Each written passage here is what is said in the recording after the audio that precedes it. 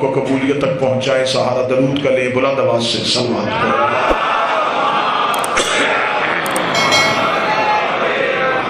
اپنے وقت کے امام کی حفاظت کے لیے, نصرت کے لیے اور مال کی تاجیل کے لیے ایک مرتبہ پھر بلند آواز سے صلوات پڑھیے. اللہ صلی علی محمد.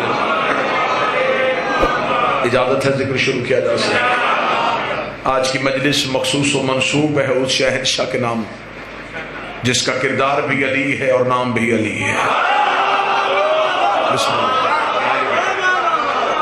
کیا کہنے خراسان کے اس شہنشاہ کے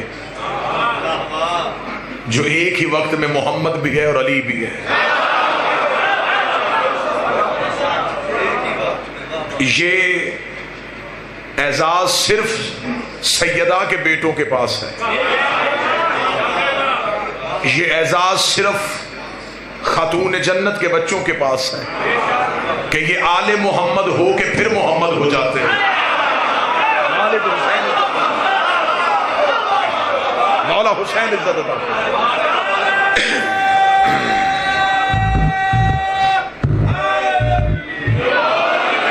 میں اس شہنشاہ کا تذکرہ کرنے لگا ہوں جس نے ملوکیت کو امامت کے قدموں پہ گرایا. کسی بھی دور میں کسی بھی حجت کو کبھی بھی بادشاہت کی ضرورت نہیں ہوئی. قطعاً کوئی بندہ نہیں یہ سمجھے کہ جو بادشاہ ہو وہ امام ہوتا ہے یا جو امام ہو وہ بادشاہ ہوتا ہے. یوسف قید خانے میں بھی نبی تھے. فرعون تخت پہ بھی لانتی تھا. اب سر ہلا رہے, اس کا مطلب ہے لانتی تخت پہ بھی بیٹھا ہو.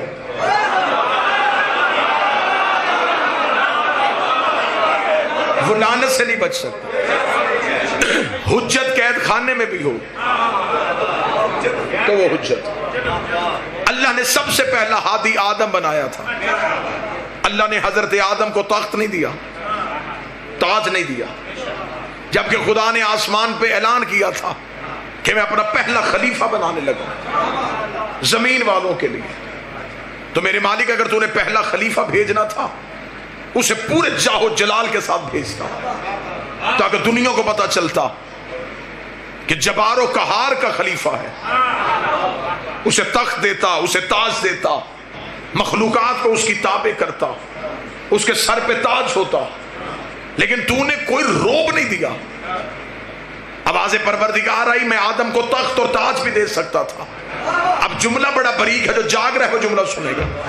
میں آدم کو تخت اور تاج دے دیتا, لیکن اگر میں آدم کو تخت اور تاج دے دیتا تو قیامت تک قانون بن جاتا, جس کے پاس تخت ہوتا وہ میرا خلیفہ ہو جاتا. جو اہل معرفت تشریف ہے, اگر میں آدم کو تخت اور تاج دیتا تو پھر قیامت تک قانون بن جاتا. جس کے پاس تخت ہوتا وہ کہتا میں اللہ کا خلیفہ ہوں, جس کے پاس تاج ہوتا وہ کہتا میں اللہ کا خلیفہ ہوں. تو اللہ کے خلیفہ کی نشانی بن جاتی کہ تخت والا خلیفہ ہوتا ہے, تاج والا خلیفہ ہوتا ہے, لشکر والا خلیفہ ہوتا ہے, اقتدار والا خلیفہ ہوتا ہے, ووٹوں والا خلیفہ ہوتا ہے, جاہ و جلال والا خلیفہ ہوتا ہے. تو میرے مالک اب ہمارے پاس کیا نشانی ہے؟ تو نے آدم کو تخت اور تاج تو دیا ہی نہیں. اب ہمیں کیسے پتا چلے کہ بندوں کا بنایا کون ہے, اللہ کا بنایا کون ہے؟ خدا نے کہا میں نے آدم کو تخت اور تاج تو نہیں دیا, لیکن میں نے آدم کو ایک امتیاز بخشا تھا. میں نے آدم کو فرشتوں سے سجدہ کروا دیا تھا. میں نے آدم کو فرشتوں سے سجدہ کروا دیا تھا. اب قیامت تک یہ نہ دیکھنا تخت پہ کون بیٹھا ہے, یہ دیکھنا فرشتہ کس کے دروازے پہ آ. جس کے دروازے پہ فرشتہ, تخت والا,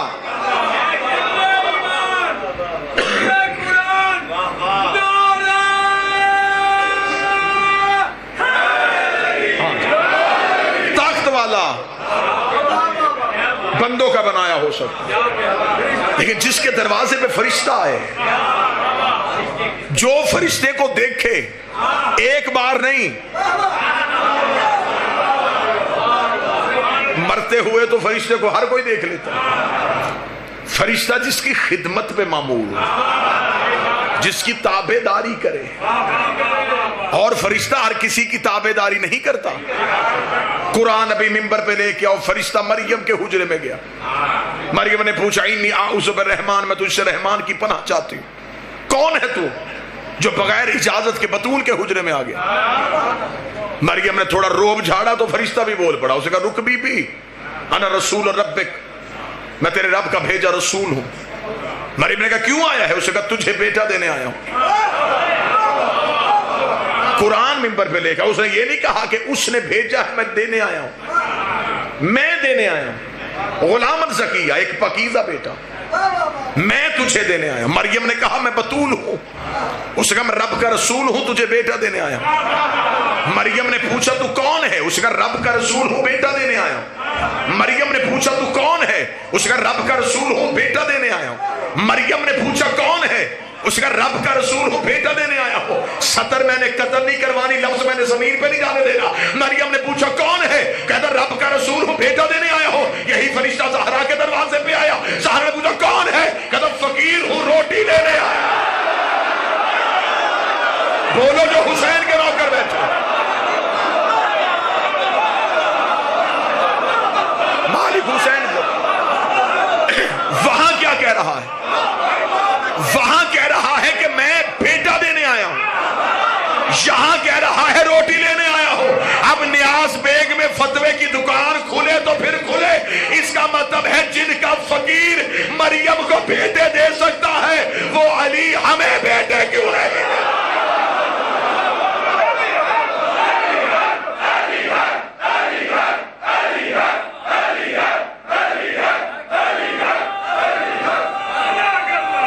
بسم اللہ سے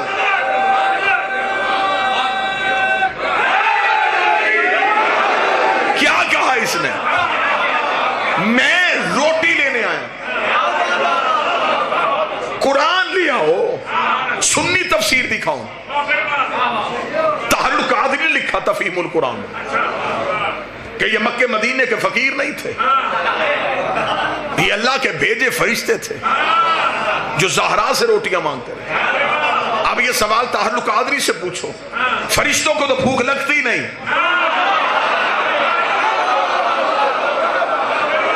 سر ہلانے سے بہتر ہے زبان تائید کر سکتے.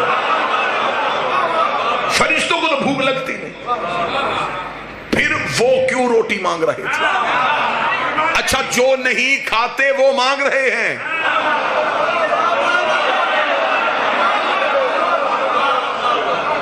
اور جو روٹی کے بغیر مر جاتے ہیں وہ مانگتے ہوئے مر رہے ہیں. چلے میں اگلا جملہ ایک اور گرہ کھول دیتا ہوں. فرشتوں کی تخلیق کا مقصد کیا ہے؟ عبادت الہی. ان میں نفس نہیں، ان میں خواہش نہیں، کھانا پینا اوڑھنا بچھونا بستر لباس اولاد شادی کچھ نہیں، صرف عبادت. جو قیام میں ہے وہ قیام، جو رکوع میں ہو رکوع میں، جو سجدے میں ہو سجدے. اب یہ عبادت الہی میں مصروف ہے.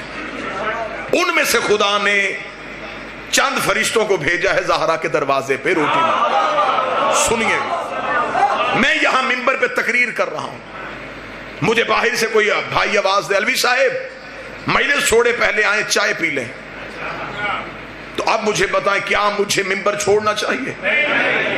یہ ہے اعلیٰ کام، وہ ہے کم تر کام. ہاں اگر میں کمرے میں چائے پی رہا ہوتا اور کوئی تیز تیز آ کے کہنا جلدی کریں، منبر خالی ہو گیا، اب مجھے چائے چھوڑنی چاہیے، کیونکہ وہ تھا کم تر کام. خطیب میں اور مجمع کے ذہن میں چند سیکنڈ کا بھی فاصلہ آ جائے نا تو پھر باتیں ضائع ہونی شروع ہو جاتی ہیں. ذہن اکٹھے چلے تو پھر لفظ ضائع نہیں ہوتے. میں نے کہا کہ ہمیشہ کم تر کام اعلیٰ کے لیے چھوڑا جاتا ہے، اعلیٰ کام کم تر کے لیے نہیں چھوڑا جاتا. فرشتے کر رہے تھے اللہ کی عبادت. خدا نے کہا تسبیحاں چھوڑو زہرا سے مانگو، تسبیحاں چھوڑو سیدوں سے مانگو. خدا نے فرشتوں کی عبادت چھڑوا کے سیدوں سے منگوا کے دنیا کو بتایا ہے ان سے مانگنا بدعت نہیں، فرشتوں کی عبادت ہے. مانگا ہے سیدوں، لہذا اللہ کی حجت کے لیے تخت اور تاج ضروری نہیں. ہر دور میں امت نے آل محمد سے تخت اور تاج چھین کے یہ سمجھا کہ شاید ہم آل محمد کو کمزور کر دیں گے، لیکن یہ سچائی روز روشن کی طرح آیا ہے کہ ہر حکومت حجت کے دروازے پہ آئی ہے. کسی بھی دور میں کوئی بھی حجت حکومت کے دروازے پہ نہیں گئی. علی خاموش اپنے گھر بیٹھے رہے. حکومت بار بار جاتی رہی. آخر جب تنگ آ گئے تو پھر تھک ہار کے علی سے کہنے لگے یا علی آپ حکومت کریں گے؟ کیا کہنے میرے بادشاہ علی تیرے جملے کے. علی نے فرمایا اٹھاؤ اپنی اس زخمی اونٹنی کو. تمہاری حکومت میرے نزدیک بکری کے ناک سے بہتے ہوئے پانی سے بھی کم تھا. میں تمہاری حکومت کو کیا سمجھوں. یہی حکومت لالچ بن کے حسن کے سامنے آئی. حسن نے ٹھوکر مار کے بتایا تجھے میرے بابے نے طلاق دی ہے، اور جسے باپ طلاق دے وہ بیٹوں پہ حرام ہو جاتی ہے. یہی حکومت حسین کے سامنے دھمکی بن کے آئی. حسین نے پرزے اڑا دیے. سجاد کے سامنے خوف بن کے آئی. سجاد نے حکومت کو رسیوں میں باندھ دیا. باکر کے سامنے روب بن کے آئی. اس نے کم سنی میں ہرا دیا. جعفر کے سامنے فتنہ بن کے آئی. اس نے علم سے شکست دے دی.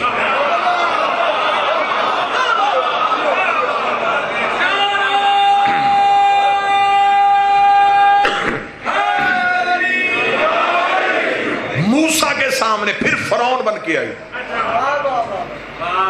اس نے عطا کے دریائے نیل میں ڈبو کے مار دی. پھر جب رضا کا دور آیا اب یہ منت بن کے آ گئی.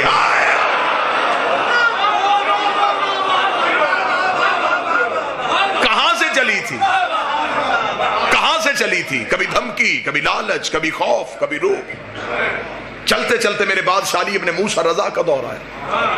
اب کوئی روب نہیں، اب کوئی دھمکی نہیں، اب کوئی لالچ نہیں. اب وہی شرطیں سامنے رکھی جو مصطفیٰ کے سامنے رکھی تھی.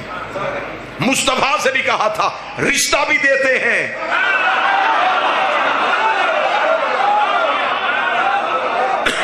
بادشاہت بھی دیتے ہیں.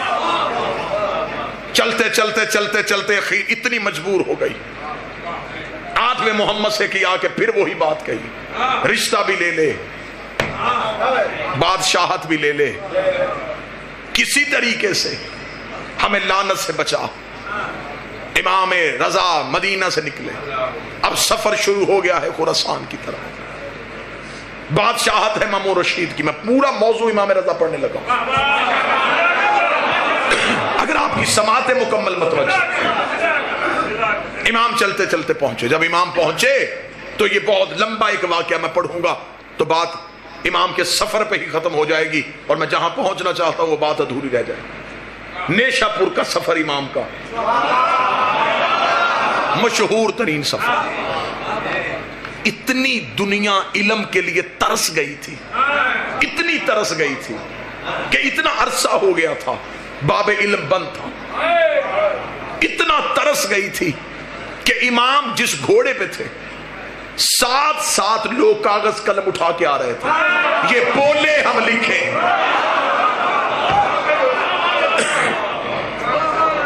اور امام کی وہ حدیث جسے سلسلۃ الذہب کہا جاتا ہے، وہ حدیث آج بھی علماء کہتے ہیں کہ اسے کاغذ پہ لکھ کے پانی میں ڈبو کے گونگے کو وہ پانی پلایا جائے تو اسے زبان مل جائے.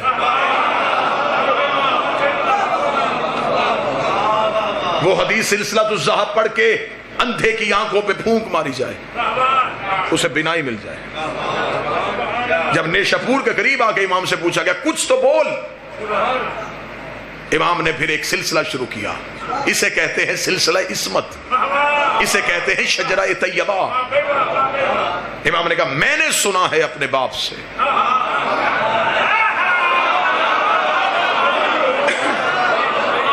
جس کا نام موسیٰ کاظم تھا، انہوں نے سنا اپنے باپ سے جو جعفر صادق تھے، انہوں نے سنا اپنے باپ سے جو محمد باقر تھے، انہوں نے سنا اپنے باپ سے جو علی زین العابدین تھے، انہوں نے سنا اپنے باپ سے جو حسین ابن علی تھے، حسین نے سنا ہے اپنے بھائی حسن کے ساتھ بیٹھ کے جو حسن تھے، حسن اور حسین نے سنا ہے علی سے، علی نے سنا ہے محمد سے، محمد نے سنا ہے جبریل سے، جبریل نے سنا ہے اللہ سے۔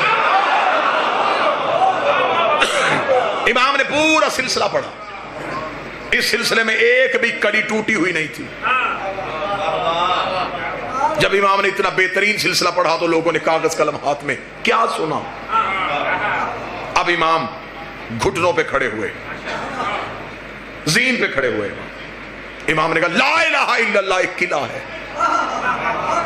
یہ کہہ کے امام پھر بیٹھ گئے، سواری پھر چلی، لکھنے والے کاغذ قلم لے کے پیچھے بھاگے، مولا آگے، امام پھر گھٹنوں پہ اٹھ کے کھڑے ہوئے، امام نے کہا اس قلعے میں داخل جو ہوگا وہ امان پا جائے۔ لوگوں کے چہروں پہ خوشی آئی، امام پھر بیٹھے، لوگ پھر پیچھے پیچھے دوڑے، امام پھر گھوڑے کی زین پہ بلند ہوئے، امام نے کہا لیکن اس قلعے میں داخل ہونے کی چند شرطیں ہیں۔ اتنا کہنا تو لوگوں کے سانس وہی کے وہی رک گئے کہ اب مولا پوہے گا کہ وضو شرط ہے، نماز شرط ہے، غسل شرط ہے، روزہ شرط ہے، تقوی شرط ہے، زہد شرط ہے، عبادت شرط ہے۔ امام کا گھوڑا چلتا گیا، 40,000 کاغذ قلم امام کے پیچھے پیچھے چلتے گئے، مولا وہ شرط کیا ہے، مولا وہ شرط کیا، مولا وہ شرط کیا ہے۔ امام گھوڑے کی زین پہ اٹھ کے کھڑے ہوئے، اپنی ابا کو کھولا، سینے پہ اعلیٰ من شروطہا، ان شرطوں میں ایک شرط عام ہے، عام ہے وہ شرط، ہمارے بغیر تم لا الہ الا اللہ میں نہیں پہنچ سکتے۔ امام پہنچ گئے خراسان، مامون نے کہا کہ مولا میں چاہتا ہوں کہ آپ کی بیعت ہو، امام کو تخت پہ بٹھایا گیا، امام نے کہا پھر اسے کہا بیعت کروائیں، توجہ میری طرف رکھیے، امام نے ایسے ہاتھ بلند کیا،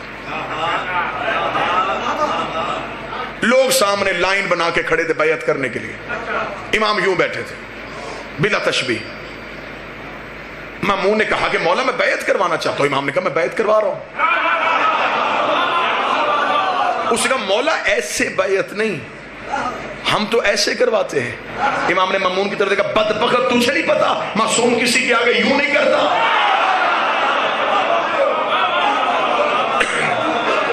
یہ بیعت کا طریقہ تم نے کہاں سے لیا؟ اور یہ بات میں آج منبر پہ بتاؤں، یہ بیعت سقیفے سے شروع ہوئی تھی، یہ غدیر سے شروع ہوئی تھی۔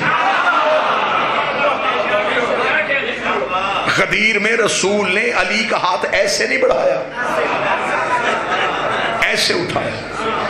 خلافت والوں کے ہاں بیعت ایسے ہوتی رہی، امامت والوں کی ہاں بیعت ایسے ہوتی رہی۔ جو چپ ہے تمہاری خاموشی کا تالا توڑوں، اگر آج بھی دیکھنی ہو کہ امامت کدھر ہے خلافت کدھر ہے، اب پتہ چلا کہ علم پہ ہاتھ کیوں ہے۔ غازی آج بھی 12ویں کی بیعت لے رہا ہے، اور ویسے بھی جس گھر کی چھت پہ غازی کا ہاتھ ایسے ہو، اس گھر میں رہنے والوں کا ہاتھ کبھی ایسے نہیں ہوتا، اس لیے کہ ہم غدیر والے ہیں۔ امام نے کہا ہم بیعت ایسے نہیں کرواتے، ہم ایسے کرواتے، اور رسول کا بیعت کا طریقہ یہ تھا کہ چھوٹی انگلی سے بیعت شروع کرو اور انگوٹھے پہ ختم کرو۔ یہ بیعت ہوتی کیا ہے؟ بیعت کا لفظ ہے بیچنا۔ 5 چیزیں معصوم خریدتا ہے، 5 بیچتا ہے۔ 5 چیزیں معصوم کے حوالے کی جاتی ہیں، جان، عزت، مال، نفس، اولاد، یہ معصوم کی، اس کے بدلے میں اس سے 5 چیزیں لی جاتی ہیں، اس کے بدلے میں اس سے 5 چیزیں معصوم سے خریدی جاتی ہیں، جنت، بخشش، شفاعت، حشر کی ذمہ داری اور قبر کے عذاب سے بخشش۔ 5 چیزیں دو، 5 چیزیں لو، اس خرید و فروخت کو بیعت کہتے ہیں۔ یہ سوائے معصوم کے کسی کی ہو نہیں سکتی، کیونکہ سوائے حجت کے کوئی یہ چیزیں دے نہیں سکتا۔ صحابی جنت میں جا سکتا ہے، لے جا نہیں سکتا. ویسے بھی میں پاکستان کے ہر ممبر پہ کہہ رہا ہوں میرے اہل سنت بھائیوں نے اسلامیات میں وہ واقعہ بڑی کثرت سے لکھا ہے کہ ہمارے پاس 10 صحابہ اکرام رضوان اللہ علیہ مجمعین ایسے ہیں جنہیں نبی نے اپنی زندگی میں بیعت رضوان میں جنت کی بشارت دی تھی, اور انہیں میرے اہل سنت بھائی عشرہ مبشرہ کہتے ہیں کہ ہمارے پاس 10 ایسے ہیں, ہمارے پاس 10 ایسے ہیں جنہیں نبی نے جنت میں جانے کی بشارت دی تھی. مجھے اس واقعے پہ بحث نہیں کرنی کہ اس کی سند کیسی ہے, یہ واقعہ ہے یا نہیں ہے, لیکن میرے اہل سنت بھائیوں کے پاس 10 ایسے ہیں جنہیں نبی نے جنت میں جانے کی بشارت دی تھی. یہ سارے وہ بیٹھے ہیں جنہیں نبی نے جنت میں جانے کی ضمانت دی ہے. بشارت والے اور ضمانت والے اور.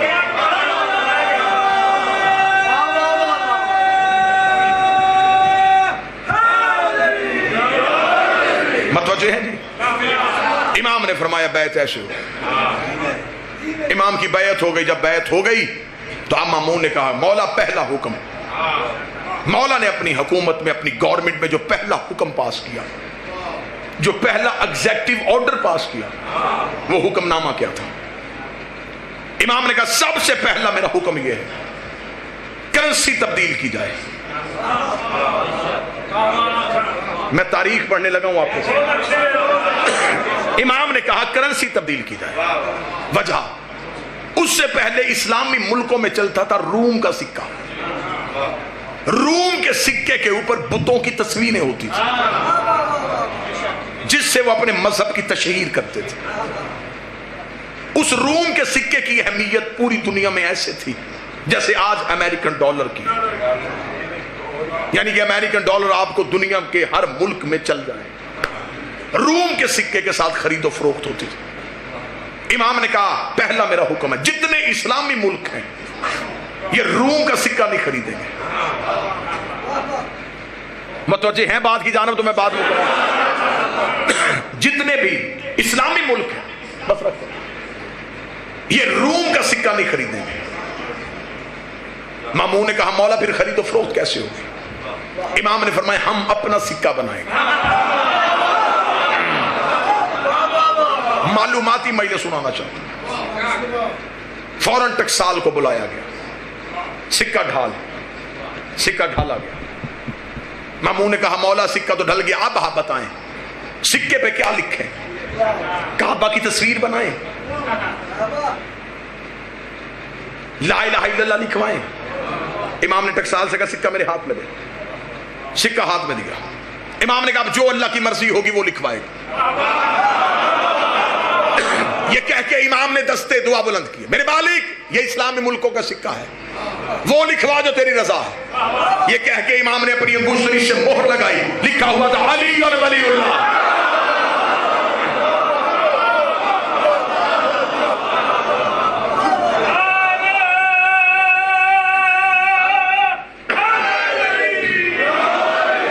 کیونکہ لا الہ الا اللہ سب کوئی پڑھ سکتا ہے, محمد رسول اللہ ہر کوئی پڑھ سکتا ہے. علی ولی اللہ وہ پڑھے گا جس کا لا الہ پہ بھی یقین ہوگا, محمد رسول اللہ پہ. علی ولی اللہ دین کی کچی پکی کا نام نہیں, دین کی ماسٹر ڈگری کو علی ولی اللہ کہتے ہیں. امام نے کہا علی ولی اللہ کا سکہ, امام نے کہا یہ سکہ بناؤ. وہ سکہ بن گیا. وہ سکہ اسلامی ملکوں میں پہنچا دیا گیا. اب دشمن کے لیے تو وہ موت تھا کہ دل میں بغض علی, جیب میں علی ولی اللہ. مولا حسین. لیکن نوکر کے لیے, علی کے محب کے لیے وہ قیمت سے زیادہ قیمتی تھا. لیکن انہیں یہ بھی پتا تھا علی کے شیعوں کو کہ یہ سکہ ہمیشہ نہیں چلے گا, آخر تھوڑی دیر کے بعد اس سکے کو بند کر دیا جائے گا. لہٰذا علی کے جتنے شیعہ تھے وہ اس سکے کو خرچ نہیں کرتے تھے, اسے اپنے پاس رکھ لیتے تھے. پھر جب بھی کوئی سفر کے لیے نکلتا وہ اس سکے کو کپڑے میں باندھ کے اپنے بازو میں باندھ کے میرا امام ضامن ہے.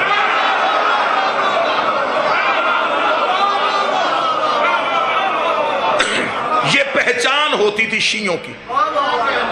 اگر آپ کسی دوسرے ملک میں گئے اور آپ کو کوئی محب اہل بیت ملے, اس دور میں لوگ مذہب چھپاتے تھے.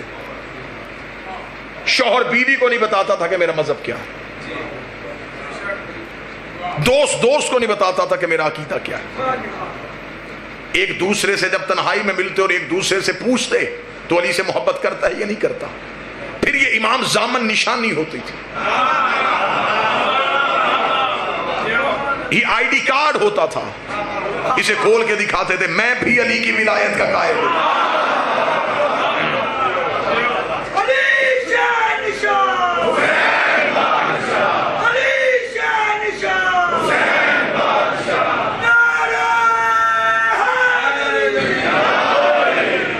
میرے شہنشاہ, موضوع پسند ہے سرکار بات میں, کیونکہ مجلس مولا کی ہے تو میں پوری گفتگو مولا پہ کروں. اتنے فضائل ہیں علی ابن موسیٰ رضا کے اشرا پڑھا جا سکتا ہے. ایک مجلس ہو سرکار کی علمی بصیرت پہ, ایک مجلس ہو سرکار کی سیاسی فیصلوں پہ, ایک مجلس ہو سرکار کی جنگوں کی حکمت عملی پہ. پوری ایک کھلی کتاب ہے میرے بادشاہ کی سیرت. میرے شہنشاہ دربار میں بیٹھے تھے. دربار میں بیٹھے بیٹھے مامون رشید کا یہ طریقہ کار تھا کہ جتنے سیاسی فیصلے ہوتے تھے وہ خود کرتا تھا. علمی فیصلے امام سے کرواتا تھا. اور امام ویسے بھی دنیا داری کے فیصلوں کو ترجیح نہیں دیتے تھے. امام کہتے سیاست جانے اور تو جان. اس لیے علی ان ولی اللہ پڑھنے والوں کو سیاست سے دور رہنے کا حکم دیا گیا. سیاست جھوٹ اور منافقت کی ماں کا نام ہے. آل محمد نے سے دور رہنے کا حکم دیا. یہ سب سے پہلے علی کے خلاف استعمال ہوئی تھی. اب مولا صرف علمی فیصلوں کے لیے دربار میں آتے. مامون رشید ایک دن دربار میں تھا, یہاں دربار میں خوشبو کا جھونکا آیا.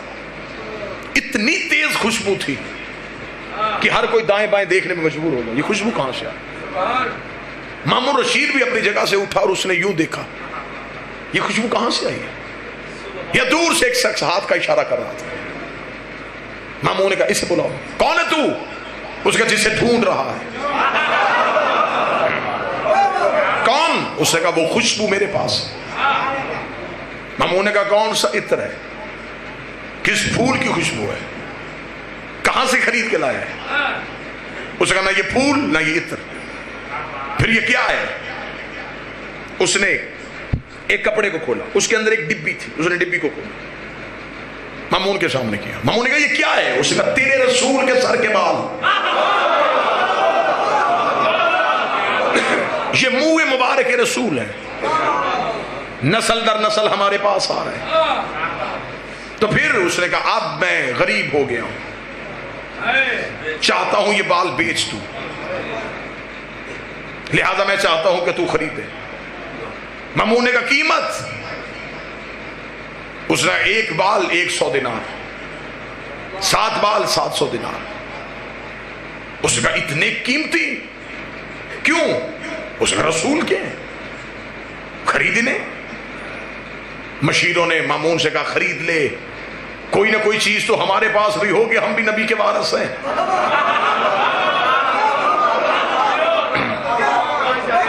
منہ مبارک ہمارے پاس ہوں گے, لوگوں کو زیارت کروایا کریں گے, کہیں گے ہم وارث ہیں رسول. مامون نے کہا خریدو.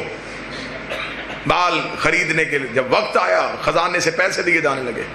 مامون نے کہا رک رک رک, یہ کون بتائے گا کہ یہ رسول کے ہیں؟ اس کا خوشبو نہیں بتا رہی. اس کا ہمیں کیا پتا, ہم نے کوئی رسول دیکھا تھا؟ ہمیں کیا پتا یہ بال اور رسول کی خوشبو ہے. اتنا کہنا تھا کہ پیچھے سے کسی نے دیکھی, کہا اسے نہ بلائیں جو محمد کا بیٹا ہے. ہاں ذرا بلائیں مولا علی ابن موسیٰ رضا کو. مولا رضا کو دربار میں بلایا گیا. پوری رات بھی واہ واہ کہو تو جملے کا قد بڑھا. جب امام رضا کو دربار میں بلایا گیا تو درباریوں کی حیرت کی انتہا نہ رہی. وہی خوشبو ادھر سے بھی آ رہی تھی. مالک حسین ان ہاتھوں کو سلامت رہے. جو خوشبو ادھر سے آ رہی تھی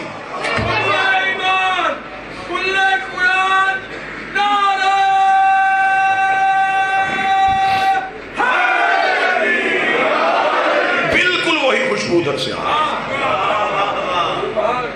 खरामा खरामा चलते हुए मामून के करीब आए। मामून ने नशिस्त को खाली कराया। इमाम कुर्सी सदारत पे तशरीफ फरमा हुए। मामून ने कहा सरकार फैसला ये करवाना है, ये लेके आया है मुंह मुबारक और इस शख्स का दावा है कि ये बाल नबी के हैं, आप बता सकते हैं कि क्या ये बाल रसूल के हैं? दरबारी यूं हैरान होकर देख रहे थे कि अब इमाम रजा क्या फैसला करेंगे।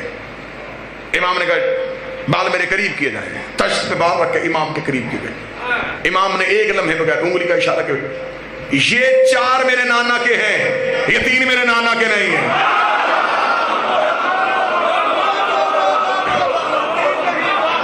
ये 4 बाल मेरे नाना के हैं, ये 3 बाल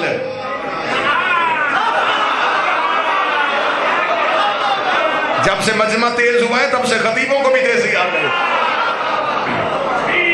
4 बाल मेरे नाना के, ये 3 बाल मेरे नाना के नहीं।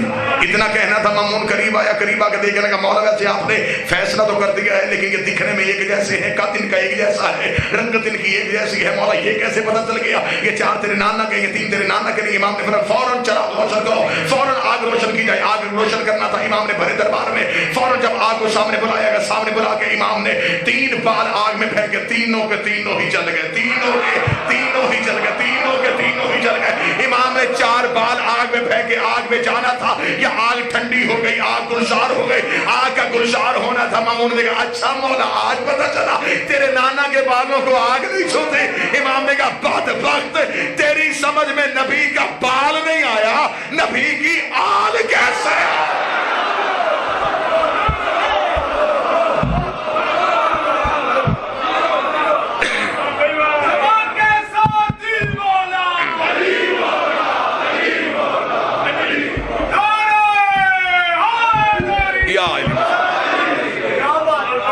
तुझे नबी के बाल समझ में नहीं,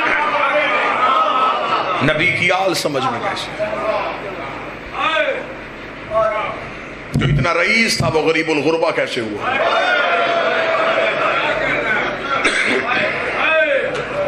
मेरा मौला तुम्हें मशहद लेके जाए,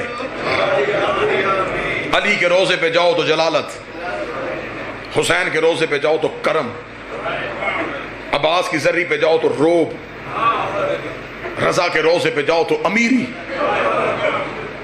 जो पहली बार मशहद जाता है ना, जो है इमाम रजा का हरम देखता है, सीना भाईजान यूं चौड़ा हो जाता है।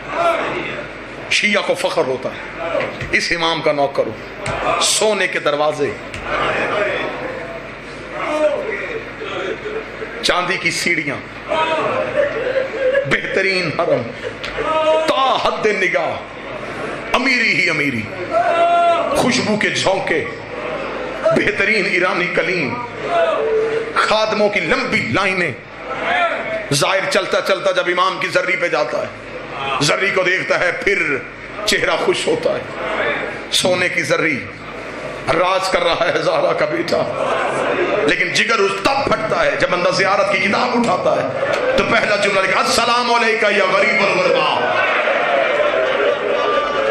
गरीबुल गुरबा पढ़ के जाहिर जर्री पे सर मार के कहता अमीरी तेरी इतनी ज्यादा है तो गरीबुल गुरबा कैसे है? अगर सुनने वाला कान हो तो रजा की जर्री से आवाज आती है, जिसकी बहन परदेश में रोल के मर जाए,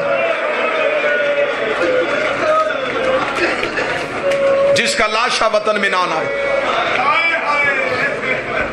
जिसे परदेश में मुसाफिर समझ के दफना दिया जाए, वो गरीब होता है। ये जो आज हम में अज़ादारी की तहजीब है, ये हमें इमाम रजा ने सिखाई। इतना इमाम को हुसैन की अज़ादारी से प्यार था।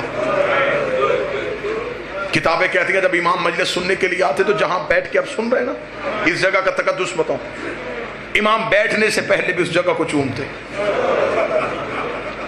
उठने से पहले फिर चूमते। एक दिन एक सहाबी ने कहा मौला आप अपने दादा की मजलिस की जगह को चूमते क्यों हैं? इमाम रजा ने कहा अगर मैं दुनिया को इसका तकद्दुस बताऊं लोग अपने घरों में जाना छोड़ दें, लोग रहे ही हुसैन की सफे अज़ा पे। मौला ने फरमाया ये वो जगह है जहां आके मलाइका अपने पर मस करते। मौला फरमाते अगर हमारे अज़ादार को मजलिस शबीर में बैठने का अजर बता दिया जाए, مولا فرماتے ہیں کہ اللہ جب عرش میں ملائکہ سے کہتا فرش پہ دیکھو جہاں حسین کی مجلس ہو رہی ہوتی، تو ملائکہ کہتے ہیں ہم سے ساری زندگی کی عبادت لے لے، ہمیں تھوڑی دیر کے لیے اس محفل میں جانے دے۔ اس لیے کہ کائنات کا کوئی عمل ایسا نہیں جس میں 14 نے کہا ہو کہ ہم تمہارے ساتھ ہیں۔ کسی کتاب میں مجھے بتاؤ کہ انہوں نے کہا مصلی بچھاؤ ہم تمہارے ساتھ نماز پڑھیں گے، افطاری کے لیے دسترخوان سجاؤ ہم تمہارے ساتھ افطار کریں گے، حج کے لیے احرام باندھو ہم تمہارے ساتھ حج کریں گے۔ ایک ہی وعدہ کیا، تم حسین کی صف بچھاؤ، کوئی آئے نہ آئے ہم ضرور آئیں گے۔ مردوں میں سجاد بیٹھ جاتا ہے، عورتوں میں زینب بیٹھ جاتی ہے۔ میرے مولا علی ابن موسیٰ رضا، مولا اپنے گھر میں روزانہ مجلس کرواتے تھے۔ شبیر کے ذاکر کا احترام میرے مولا رضا نے سنایا، اتنا احترام کرتے تھے اپنے دادے کے ذاکر کا۔ اکثر دیبل کو بلاتے تھے مرثیہ سننے کے لیے۔ دیبل ایک دن امام کو مرثیہ سنانے کے لیے، دیبل ابھی دروازے پہ تھا، امام چل پڑے، دیبل وہیں کا وہیں رک گیا۔ امام نے کہا رکا کیوں ہے؟ اس نے کہا آپ چل رہے تھے، میں آپ کے احترام میں رک گیا۔ امام اس کی طرف دوڑ کے گئے، امام نے اس کے گلے میں باہیں ڈال کے جو جملہ پڑھا وہ جملہ سناؤ۔ امام نے گلے میں باہیں ڈال کے، اے میری دادی کا مددگار، اے میری ماں فاطمہ الزہرا کے مددگار۔ امام نے شبیر کے ذاکر کے گلے میں باہیں ڈالی، امام ہاتھ پکڑ کے لے کے آئے، دیبل سر جھکا کے آیا۔ امام نے کہا دیبل کوئی نیا مرثیہ بھی لکھا ہے؟ ہاں میرے بعد سے لکھا ہے۔ امام نے کہا سنا مجھے، آج میں اپنے دادے کو رونا چاہتا ہوں۔ دیبل کھڑا ہو کے پڑھنے لگا، امام نے کہا رک، منبر پہ بیٹھ۔ دیبل کہتا مولا پھر آپ کہاں بیٹھیں گے؟ فرمایا زمین پہ۔ دیبل تڑپ کے کہتا میری جرت ہے زہرا کا بیٹا زمین پہ بیٹھے میں ممبر پہ بیٹھ جاؤں؟ فرمایا میں حکمن کہتا ہوں تو ذاکر شبیر بن کے ممبر پہ بیٹھ، میں عزادار شبیر بن کے خاک پہ بیٹھ۔ آج مجھے شبیر کا عزادار بننے دے، آج مجھے حسین کا عزادار بننے دے۔ دیبل ممبر پہ حکم امام کے تحت بیٹھ گیا۔ دیبل نے ایک مرثیہ پڑھا، یہ مرثیہ عربوں میں آج بھی بڑا مشہور ہے، عرب آج بھی اس مرثیے کو سب سے زیادہ پڑھتے ہیں۔ یہ وہی مرثیہ ہے جسے حماد اہل بیت شہید محسن نقوی نے اسی مرثیے کا اردو میں ترجمہ کیا تھا اور وہ بڑا مقبول ہوا تھا۔ زہرا تیری کلیوں کا صحرا میں بکھر جا، یہ تخیل دیبل ہے، یہ دیبل نے لکھا تھا۔ سجاد یہ کہتے تھے معصوم سکینہ سے عباس کے لاشے سے چپ چاپ گزر جا۔ دیبل ممبر پہ بیٹھا، دیبل نے ممبر پہ بیٹھ کے مرثیہ شروع کیا۔ دیبل لگا میرا سلام سیدہ تیری اولاد پہ، بی بی میرا سلام تیرے بیٹے حسن کو جسے امت نے تیروں سے زخمی کیا، بی بی میرا سلام تیرے بیٹے حسین کو جس کا لاشہ 3 دن بغیر کفن کے پڑا رہا، بی بی میرا سلام تیرے بیٹے سجاد کو جس نے زیور اٹھائے اور شام کا بازار عبور کیا، بی بی میرا سلام تیرے بیٹے باکر کو جس نے کم سنی میں قید دیکھی، بی بی میرا سلام تیرے بیٹے جعفر صادق کو جسے امت نے زہر دے کے شہید کر دیا، بی بی میرا سلام تیرے بیٹے موسی قاسم کو جس کے جسم کا گوشت زندان کی زنجیریں کھا گئی۔ دیبل نے یہ آخری شعر پڑھا اور آخری شعر پڑھنے کے بعد دیبل ممبر سے نیچے اتر آیا۔ اب جو بندہ امام رضا کے جنازے پہ وہ ماتم کرے گا، دیبل امام موسیٰ کاظم کی شہادت کا شعر پڑھ کے نیچے اترا۔ امام رضا روتے روتے اٹھے، امام نے ایک کاغذ کے ٹکڑے پہ شعر لکھا، امام نے کہا دیبل دوبارہ ممبر پہ جا، ایک شعر دوبارہ پڑھ۔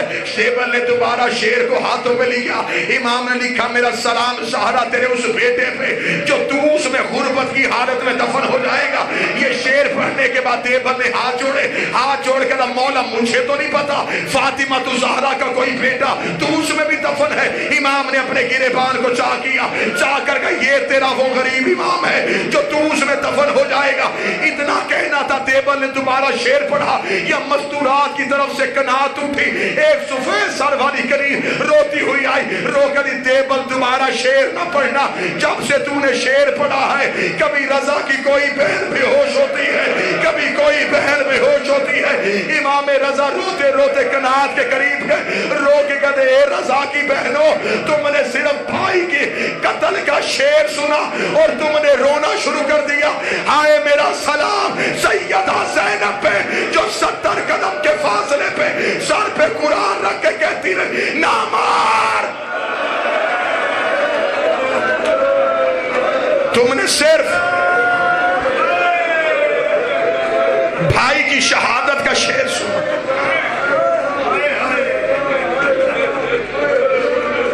اجازت دو تو میں 2 جملے پڑھوں شہادت کے۔ غربت کی حالت میں، پردیس میں، جہاں اپنا بھی کوئی نہیں تھا، جب مامون ملعون نے دربار میں بلایا امام کو زہر کے لیے، امام نے اپنے نوکر ابا سلط کو ساتھ لیا، فرمایا میرے ساتھ چل، آج میرا آخری دن ہے۔ ابا سلط تڑپا، مولا کیوں؟ فرمایا آج مجھے دربار میں زہر دی جائے گی۔ اتنا کہنا تھا، ابا سلط نے کلائی پکڑ کے کہا جب خبر ہے پھر جا کیوں رہا ہے؟ امام نے فرمایا نہیں، شہادت ہمارا ورثہ ہے، مجھے دربار میں جانا ہے۔ امام نے کہا ہاں ابا سلط میں تجھے نشانی بتاؤں، جاؤں گا میں تنہا، واپسی پہ اگر میرا امامہ چادر بن کے میرے سر پہ ہوا تو سمجھ لینا تیرے امام کو زہر مل گئی۔ ابا سلط حربی خود روایت کرتا ہے، وہ کہتا جب دربار کا دروازہ آیا نا، ابا سلط کہتا میں نے آخری بار رضا کا چہرہ دیکھا، امام رضا نے آخری بار یوں میری طرف دیکھا۔ ابا سلط قدموں پہ ہاتھ رکھے کہتا بہنیں غریب نہ کر، مولا تیری بہنیں پردیس میں ہیں، مولا منت کر نوکر پہ، ابھی یہیں سے واپس چلے چل، میں تجھے مدینے چھوڑ کے آؤں۔ اتنا کہنا تھا، امام نے فرمایا ابا سلط میں تیری جنت کا ضامن، تو نے اپنے وقت کے امام کا خیال رکھا۔ ابا سلط کہتا امام دربار میں چلے گئے، میں دربار کے دروازے پہ بیٹھ کے روتا رہا، رو رو کے کہتا اے فاطمہ زہرا مدد کر، تیرا بیٹا غریب ہو کے تنہا دربار میں گیا ہے۔ ابا سلط کہتا میں بی بی سے تبسل کر رہا تھا، یہ تھوڑی دیر بعد میں نے امام رضا کو دربار سے نکلتے ہوئے دیکھا۔ ابا سلط کہتا میں نے چہرے پہ ماتم کرنا شروع کر دیا، کیونکہ امام کا امامہ کھل کے چادر بن کے امام کے سر پہ تھا۔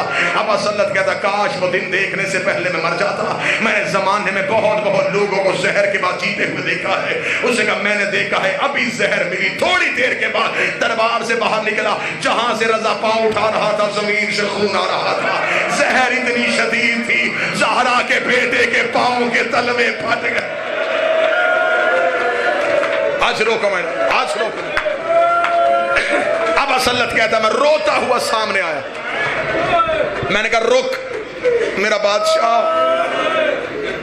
ان ملعونوں نے اتنی شدید زہر دی، مولا آپ کے پاؤں کے تلووں سے خون آ رہا۔ ابا سلط کہتا ہے میں نے اگلا منظر دیکھا، میرا سر دیوار پہ آیا، اب اللہ جانے یہاں کون ماتم کرے گا۔ ابا سلط کہتا میں نے امام کے پاؤں روکے تھے یا امام نے آنکھوں سے پردہ ہٹایا۔ امام کہتا میں نے دیکھا امام کی آنکھوں سے لہو جاری تھا، رو کے کہتے تو پاؤں کو رو رہا ہے، او میرا جگر پھٹ گیا۔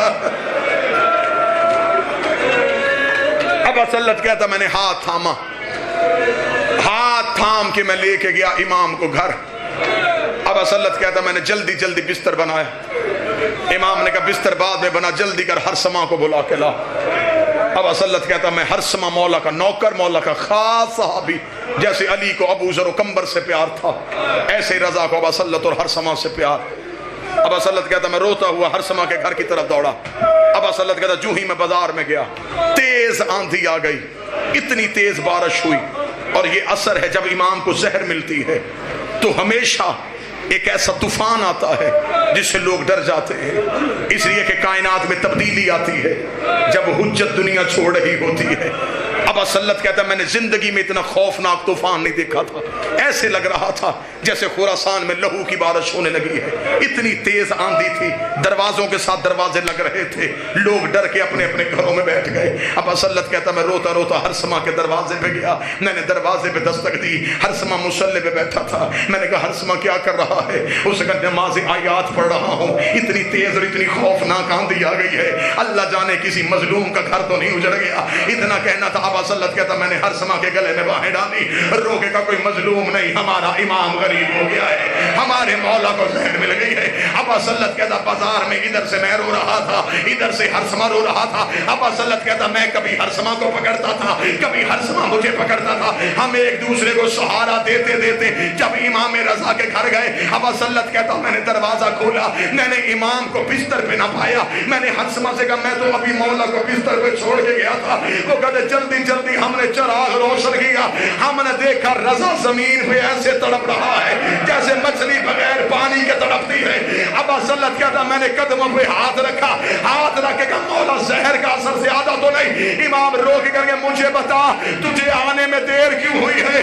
رو کے کہا مولا باہر طوفان بڑا تیز ہے، باہر بارش بڑی تیز ہے۔ رضا رو کے کہتا تم مرد ہو کے گھبرا گئے، وہ عورت ہو کے اکیلی قوم کی پہاڑیوں پہ رو رو کے کہہ رہی ہے رضا میری اونٹنی مر گئی، میری کنیز مر گئے، ماتم غریب۔